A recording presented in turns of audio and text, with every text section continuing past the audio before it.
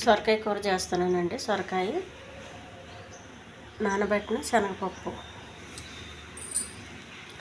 ఈ సొరకాయ ముక్కలు ముందుగా ఒక గిన్నెలో వాటర్ తీసుకోవాలండి. ఒక ఒలుసు గిన్నె పెట్టుకోవాలి. ఈ సొరకాయలు ఇందులో వేసి ఆవిరిపైన ఉడికించాలి. మూత పెట్టేయండి. మూత పెడితే తొందరగా ఉడుకుతాయి. కొద్దిగా ఆయిల్ అండి.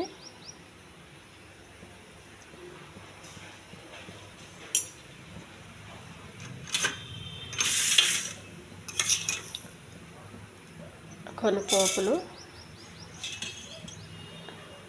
కొద్దిగా జీలకర్ర, కొన్ని ఆవాలు,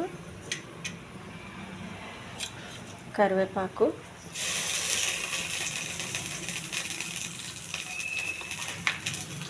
కొన్ని ఉల్లిపాయలు, ఇవన్నీ వేస్తూ ఉండాలి. మాడిపోకుండా కలుపుతూ ఉండాలండి.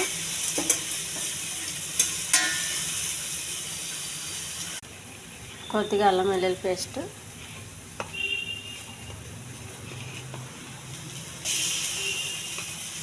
ఇది పచ్చివాసన పోయే వరకు కలపాలి. పచ్చెనగపప్పు అండి నానబెట్టింది. దీన్ని ఉడికించే అవసరం లేదు, ఉడికించొద్దు. కొద్దిగా వాటర్,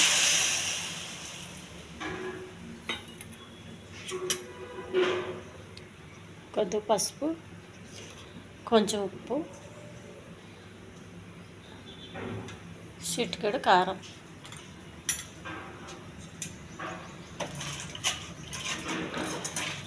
ఈ వాటర్తోనే పప్పు ఉడుకుతుందండి. సొరకాయ ఆవిరి మీద ఉడికే వరకు.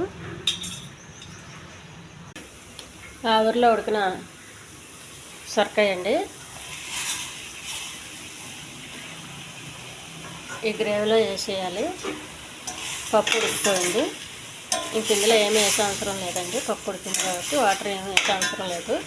ఒకవేళ మనకి ఇంకా గ్రేవీ కావాలంటే ఈ వాటర్ వేసుకోవచ్చు. సొరకాయ రెడీ అయిందండి కూర. నేను కొంచెం వాటర్ వేస్తున్నాను, ఎందుకంటే ఆవిరి మీద ఉడికించినా కానీ సరిగా ఉడకదు. అందుకని కొంచెం వాటర్ వేసి ఉడికించాలి.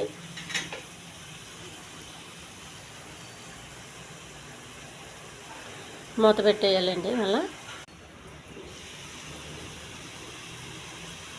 సొరకాయ కూర ఉడికిందండి.